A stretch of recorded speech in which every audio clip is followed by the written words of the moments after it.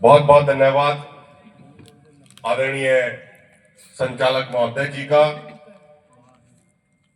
और मैं धन्यवाद करना चाहता हूं यहाँ के तमाम क्रांतिकारी योद्धाओं का, जिंदा जमीर वाले लोगों का, जो लंबे समय से अपनी फसल को, अपनी नस्ल को, अपनी जमीन को, अपनी आने वाली पीढ़ी को बचाने के लिए संघर्ष कर रहे हैं।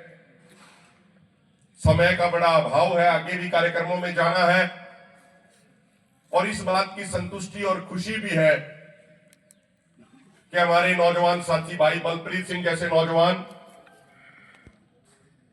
हमारे बलप्रीत सिंह जैसे नौजवान जो इतनी बखूबी, इतने बढ़िया तरीके से बात रखते हैं, तो मुझे लगता है कि हमारी बात रखने की ज्यादा कोई आवश्यकता भी नहीं रहती। बड़ी संतुष्टि मिलती है, बड़ी खुशी मिलती है कि आने वाली पीढ़ी भी इतनी परिपक्वता के साथ अपने मुद्दों को समझती है और मुद्दों के ऊपर अपनी बात रखती है। मेरा एक हाथ जोड़ के निवेदन है तमाम साथियों से कि अभी जो केवल 15 मिनट के लिए जो साथी अभी लंगर में गए हैं, जो साथी अभी प्रसाद लेने के लिए गए हैं, उनसे मेरी हाथ जोड़ के प्रार्थना है, हाथ जोड़ के निवेदन है। आदरणीय सरदार जगजीत सिंह डल्लेवाल जी जो लगभग 13,500 किलोमीटर से चल के आपके बीच में यहाँ पे आपके दर्शन करने के लिए पहुंचे हैं, तो कृपया करके आप 15 मिनट का समय जरूर निकालें। 15 मिनट के बाद आप अपना लंगर प्रसाद जरूर ग्रहण कीजिएगा। और मैं हर बार एक बात देखता हूं, हमारी माताएं बहनें जब भी किसी कार्यक्रम में आती हैं तो हमारी माताएं बहनें पूर्ण 100% अनुशासन में रहने का कार्य करती हैं। जब तक कार्यक्रम पूरा नहीं होता हमारी माताएं बहनें अपनी जगह से हिलती नहीं। लेकिन हमारे नौजवान साथी, हमारे बुजुर्ग हैं, वो कभी अनुशासन में रहते नहीं। पानी पीने जाएंगे, पानी अपनी जगह पे मिल जाएगा, फिर भी पानी पीने जाएंगे, फिर इधर उधर घूमने लग जाएंगे। तो मेरा हाथ जोड़ के निवेदन है, हाथ जोड़ के प्रार्थना है हमारे नौजवानों से, हमारे बुजुर्गों से भी कि हमें अपनी माताओं बहनों से बहुत कुछ सीखने की आवश्यकता है और सीख के पूर्ण तौर पे अनुशासन में रहने की आवश्यकता है। मैं छोटी छोटी 2-3 बात कहूंगा। सबसे पहली बात तो मैं ये कहना चाह रहा हूं कि यहां पे अगर कोई सीआईडी वाला भाई या कोई आईबी वाला भाई अगर बैठा है तो कृपा करके वो इस बात को अपनी डायरी में, अपने फोन में दर्ज कर ले, नोट कर ले। जो सरकारें चलती हैं या अधिकारी जो अपना काम करते हैं वो जुबान के आधार पे होता है। अगर सरकार की जुबान में ही कोई सच्चाई नहीं तो फिर वो लोग जो सत्ता में बैठे हैं वो सरकार चलाने लायक भी नहीं। 12 दिसंबर को अगर यह फैसला किया अपने स्थानीय कमेटी के साथ बात करके कि फैक्ट्री को बंद करा दिया जाएगा, किसी आंदोलनकारी व्यक्ति को झूठे केस में फंसा के परेशान नहीं किया जाएगा, आपने यहां की कमेटी के साथ लिखित में वायदा किया और उसके बाद अब आप 2 महीने 2.5 महीने बाद जाके लोगों को फोन कर रहे हैं, लोगों के घरों में नोटिस भेज रहे हैं। तो जो सरकार अपनी बात पे कायम नहीं रहती, जो अधिकारी अपनी बात पे कायम नहीं रहते, उन अधिकारियों को और सत्ता में बैठे उन लोगों को सरकार चलाने का कोई अधिकार नहीं बचता। हमें भी फोन आया 26 तारीख को, हमें भी फोन आया कि भाई आप 27 तारीख को बीकानेर पहुंच जाइए, जांच में शामिल होने के लिए आपको बुला रहे हैं। मैं यहां के प्रशासन से, यहां की सरकार से विनम्रता पूर्वक हाथ जोड़ के यह प्रार्थना करना चाह रहा हूं, हाथ जोड़ के विनती करना चाह रहा हूं, आप दोबारा से वो हालात मत बनाइए जो आपने 10 दिसंबर को बना दिए थे। आपकी करतूतों की वजह से वो हालात बने।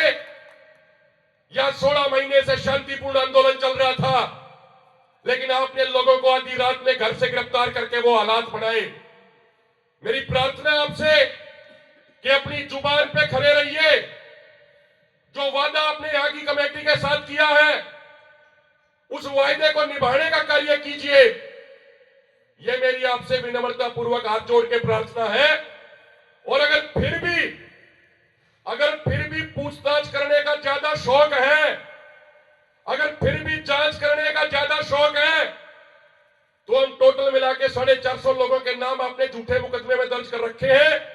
एक डेट बता देना, बड़े ग्राउंड का इंतजाम कर लेना, 450 के 450 लोग अपने साथ 100 आदमी लेके वहां पहुंचेंगे और जितनी जांच आपको करनी है, 2 घंटे करनी, 2 दिन करनी, 2 महीने करनी, 2 साल करनी, वो सारी जांच कर लेना। पर ये हिसाब लगा लेना कि 450 आदमी जब आएंगे तो हर व्यक्ति के साथ 100 आदमी आएंगे, तो टोटल मिलाकर 45,000 आदमी आपके बाहर जांच में शामिल होने के लिए पहुंचेंगे। साथियों, और मुझे उम्मीद है कि प्रशासन और सरकार इस बात पे ध्यान दे, लेकिन फिर भी अगर सरकार ज्यादा ही जांच करना चाह रही है, ज्यादा ही पूछताछ करना चाह रही है, तो कोई दिक्कत वाली बात नहीं है, अपनी तैयारी कर ले। हम हमेशा शांतिपूर्ण तरीके से और अनुशासन के साथ आंदोलन करते रहे हैं, आज भी कर रहे हैं, आगे भी करते रहेंगे। संविधान के दायरे में रह के, शांति और अनुशासन के दायरे में रह के, लोकतांत्रिक तरीके से पहले भी अपनी आवाज उठाते रहे हैं, आज भी उठा रहे हैं, आगे भी उठाते रहेंगे। अगर सरकार हमें बुलाना ही चाहती है तो फिर जैसे सिंगू पे, टिकरी पे, गाजीपुर पे, खनौरी पे और शंभू पे मोर्चे लगे थे, तो आपके जांच के मुख्यालय के बाहर ट्रैक्टर ट्रॉलियों के साथ उसी तरीके से मोर्चे लगाने पड़ेंगे और अपनी तसल्ली से फिर आप जांच करा लेना। साथियों, 7 फरवरी से यह यात्रा शुरू हुई कन्याकुमारी से, जहां पे समुद्र का तट आ जाता है, उसके बाद अपने देश के द्वीप समूह बचते हैं, बाकी जो अपने देश की मेनलैंड है वो वहां तक आ जाती है। वहां पे जहां पे स्वामी विवेकानंद जी की, महात्मा गांधी जी की बड़ी बड़ी प्रतिमाएं लगी हैं, वहां से एक बहुत बड़ी महापंचायत करके इस यात्रा को प्रारंभ किया गया था। और मैं धन्यवाद करना चाहता हूं राजस्थान के सूरमाओं का, आप सब लोगों का, जो अपनी जुबान के धनी है और जो उन्होंने हमसे वादा किया था, सरदार जगजीत सिंह डल्लेवाल जी से वादा किया था कि हालात कैसे भी बन जाए, परिस्थितियां कितनी भी मुश्किल हो जाए, लेकिन 7 फरवरी को कन्याकुमारी से लेके 11 मार्च तक हम पूरी यात्रा के दौरान रहेंगे। तो वो आपकी तरफ से भाई इंद्रजीत पन्नीवाला जी, भाई महावीर सारण जी, भाई केसराराम कोदारा जी, आप सब लोगों के आशीर्वाद से, आप और सब लोगों के सहयोग से वो पहले दिन से यात्रा के अंदर है। उसके बाद 4 दिन तक तमिलनाडु में कार्यक्रम हुए, फिर कर्नाटका में आगे, फिर आंध्र प्रदेश, तेलंगाना, महाराष्ट्र, मध्य प्रदेश, उत्तर प्रदेश, हरियाणा होते हुए कल रात्रि को हमने राजस्थान में प्रवेश किया और बहुत ही शानदार स्वागत करने का आप लोगों ने कार्य किया, उसके लिए आपका बहुत बहुत धन्यवाद। मेरे भाइयों, यह यात्रा किसी राजनीतिक एजेंडे या राजनीतिक मकसद के लिए नहीं निकाली जा रही, यह यात्रा आने वाली पीढ़ी के भविष्य को बचाने के लिए निकाली जा रही है। हम और आप मांग कर रहे हैं कि एमएसपी पे खरीद की गारंटी का कानून बनाया जाए, लेकिन हमारे देश की सरकार हमारी वो मांग पूरी करने की बजाय अमेरिका से खाद्य और कृषि उत्पाद मंगवाने की तैयारी कर रही है। आज से 5 महीने पहले देश के प्रधानमंत्री माननीय नरेंद्र मोदी जी ने 6 अगस्त को कहा था कि मैं भारत के किसानों के हितों से समझौता नहीं करूंगा, मैं डेयरी सेक्टर, एग्रीकल्चर सेक्टर और पोल्ट्री सेक्टर के हितों के साथ कतई समझौता नहीं करूंगा। उसके लिए मुझे बेशक निजी तौर पे कितनी बड़ी कीमत क्यों ना चुकानी पड़े, लेकिन हर बार की तरह माननीय प्रधानमंत्री नरेंद्र मोदी जी इस बार भी 180 डिग्री की पलटी मार गए और हमारे देश की सरकार पूरे तरीके से अमेरिकी सरकार के सामने झुक चुकी है। मेरे किसान भाइयों, रोजाना बड़े बड़े मंत्री टीवी पे आके कहते हैं कि कोई चिंता करने की जरूरत नहीं, भारत के किसानों के हितों को पूर्ण तौर पे सुरक्षित रखा जाएगा। लेकिन हम उन मान सम्मान के योग्य मंत्रीगणों को कहना चाह रहे हैं कि माननीय मंत्री जी, आपके भाषणों से काम नहीं चलने वाला, आपके इंटरव्यूओं से काम नहीं चलने वाला, आपके बयानों से काम नहीं चलने वाला। जिस कागज पे आप साइन करके आ चुके हो और आके आप जिस कागज पे साइन करने वाले हो, उन कागजों में क्या लिखा है, इससे तय होगा कि भारत का किसान सुरक्षित रहेगा या नहीं रहेगा। और मेरे भाइयों, मेरी माताओं, बहनों, बुजुर्गों, नौजवान साथियों, 7 फरवरी को जब उस फ्रेमवर्क पे साइन करे गए, उस समझौते के, और उसके बाद भारत और अमेरिका की तरफ से ज्वाइंट स्टेटमेंट जारी करी गई, तो उस ज्वाइंट स्टेटमेंट के अंदर साफ तौर पे यह लिखा है कि इंडिया विल एलिमिनेट और reduce tariff on all US industrial goods and a wide range of US agriculture and food products and additional products। अगर आप हिंदी में अनुवाद करें तो भारत अमेरिका का जो साझा वक्तव्य आया उसके अंदर यह लिखा गया है कि भारत सरकार ने सहमति दे दी है कि अमेरिका से आने वाले तमाम औद्योगिक उत्पादों पे से टैक्स खत्म कर दिया जाएगा या बिल्कुल कम कर दिया जाएगा, और बहुत बड़े दायरे में, असीमित दायरे में आने वाले खाद्य और कृषि उत्पादों पे से भी टैक्स या तो खत्म कर दिया जाएगा या बहुत कम कर दिया जाएगा। ये उसके अंदर लिखा है मेरे भाइयों। भारत सरकार ने उसके अंदर लिखा है, जो ज्वाइंट स्टेटमेंट आई है उसमें लिखा गया है कि India agrees to address the non tariff barrier on US agriculture and food products. यानी जो नॉन टैरिफ बैरियर लगाए जाते थे यहां के किसानों के हितों को सुरक्षित करने के लिए, वो नॉन टैरिफ बैरियर हटाने के लिए भी भारत सरकार चर्चा करने के लिए तैयार हो गई है। अब सरल भाषा में समझे, अमेरिका के अंदर एक किसान को वहां की सरकार 60 लाख से 80 लाख रुपए तक की सालाना सब्सिडी देती है। अमेरिका के किसान की एवरेज लैंड होल्डिंग 450 एकड़ से ज्यादा है। अमेरिका में जो एक डेयरी का किसान है उसके पास एवरेज दुधारू पशु 2000 से 2500 हैं।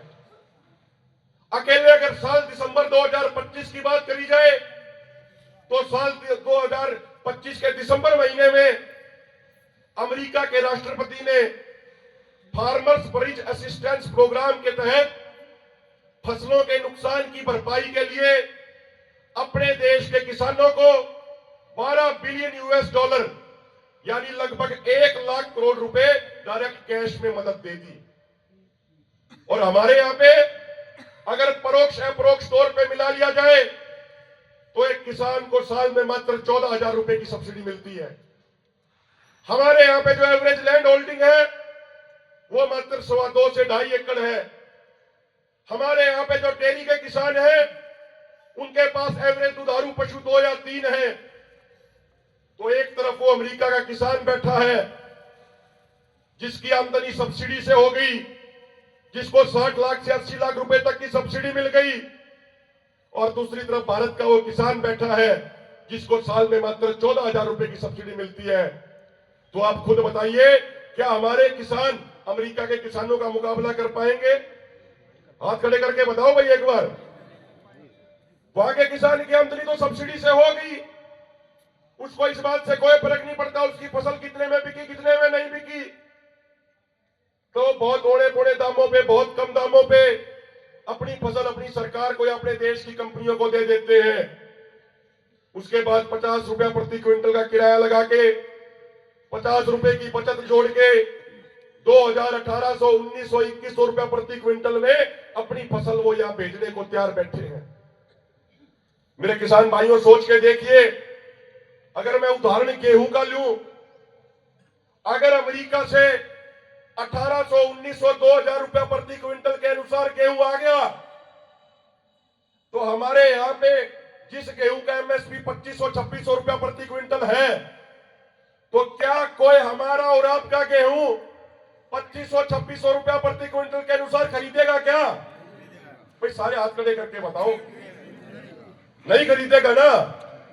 तो फिर खेती किसानी बर्बाद हो जाएगी या नहीं हो जाएगी? अगली पीढ़ी बर्बाद हो जाएगी या नहीं हो जाएगी? तो अगली पीढ़ी को बचाना है या नहीं बचाना है? भाई हाथ खड़े करके बताओ, फिर बचाना है। खेती किसानी को बचाना है या नहीं बचाना? जमीन को बचाना है या नहीं बचाना?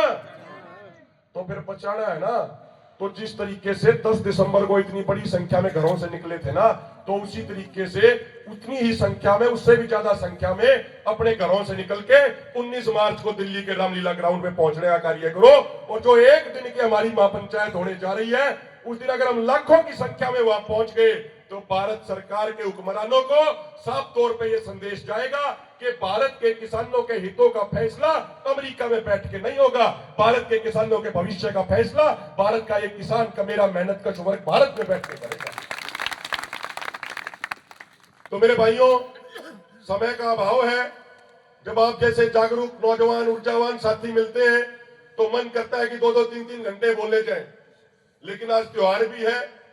और मैं जो हमारे बाहर से जितने भी नेतागण आए हैं, मैं उनको ये बताना चाहता हूं, आज होली का त्योहार है। उत्तर भारत में यह त्योहार बड़े जोर शोर से, बड़े हर्षोल्लास से मनाया जाता है, रंग का त्योहार होता है। उसके बावजूद ये हमारे भाई, हमारी माताएं बहनें इतनी बड़ी संख्या में पहुंची हैं। अगर त्योहार नहीं होता तो आपको यहां पे कहीं पे भी पैर रखने की जगह नहीं मिलती। इतना ये जागरूक इलाका है, इतना ये जिंदा जमीर वाले लोगों का इलाका है। तो भाइयों, आगे भी कार्यक्रम में जाना है, समय का भी अभाव है। तो मैं आपसे अंत में इतनी ही प्रार्थना करता हूं, इतना ही निवेदन करता हूं कि जैसे अपनी पागड़ी बेल्ट में बोलते हैं ना कि भाई इस व्यापार समझौते के माध्यम से सरकार ने गले पे कुल्हाड़ी रख दी है, ठीक है जी, और हम सबके पे ही रख दी है। कभी कोई ये सोचे कि भाई मेरा नंबर आज नहीं आएगा, मेरा तो 2 साल बाद आएगा। सबके गले पे कुल्हाड़ी रख दी है। अब हमें और आपको तय करना है कि अपने घर बैठे बैठे मरना है या शांति और अनुशासन के साथ आंदोलन लड़ते हुए इस सरकार को यह डील रद्द करने पे मजबूर करना है। फैसला आपका है। वो छोटा सा बच्चा जो उस पोल के पास खेल रहा है, वो 2 बच्चे, ये लड़ाई इनके भविष्य को बचाने की है। अगर सोच के देखें, ये भी हमारे अपने हैं, ये कोई पराये नहीं है। सोच के देखें, ये भी हमारे ही परिवार का हिस्सा है। भाई मानने वाले के लिए तो ये भी परिवार का हिस्सा है, और ना मानने वाले के लिए तो खून का रिश्ता भी अपना नहीं, उसका भी हत्या कर देते हैं। तो लड़ाई इनके भविष्य को बचाने की है। इसलिए आपसे हाथ जोड़ के पुनः प्रार्थना है कि आने वाली 19 मार्च को दिल्ली के रामलीला ग्राउंड में अधिक से अधिक संख्या में पहुंचने का कार्य करें। आप लोगों ने इतना प्रेम, इतना सत्कार, इतना मान सम्मान, इतना स्नेह दिया। मैं आपसे वायदा करता हूं पूरे फोरम की तरफ से कि इस मान सम्मान को 10 गुना करके आपको लौटाने का कार्य करेंगे। आपके विश्वास को कभी कम नहीं होने देंगे, आपके विश्वास को कभी टूटने नहीं देंगे। और मैं यहाँ की स्थानीय कमेटी से भी निवेदन करना चाहता हूं कि बहुत मजबूती से आप ये आंदोलन चला रहे हैं इस इथेनॉल फैक्ट्री के खिलाफ। तो इथेनॉल फैक्ट्री तो गई, उसमें मोहर लगना बाकी है, 10 दिन 15 दिन में लग जाएगी। वो फैक्ट्री तो गई, लेकिन आपको अपनी ये एकता उसके बाद और ज्यादा मजबूत करनी है। ये नहीं कि भी फैक्ट्री अटकी तो घर बैठ गए। आपको इस यूनिटी को, इस एकता को यूं ही बनाए रखना है, इसको और ज्यादा मजबूत करना है। और मैं कमेटी के तमाम लोगों का नाम लूंगा तो समय ज्यादा लग जाएगा, इसलिए बगैर किसी का नाम लेते हुए आप सबका बहुत बहुत धन्यवाद। जय जवान, जय किसान, वाहिगुरु जी का खालसा, वाहिगुरु जी की फतेह।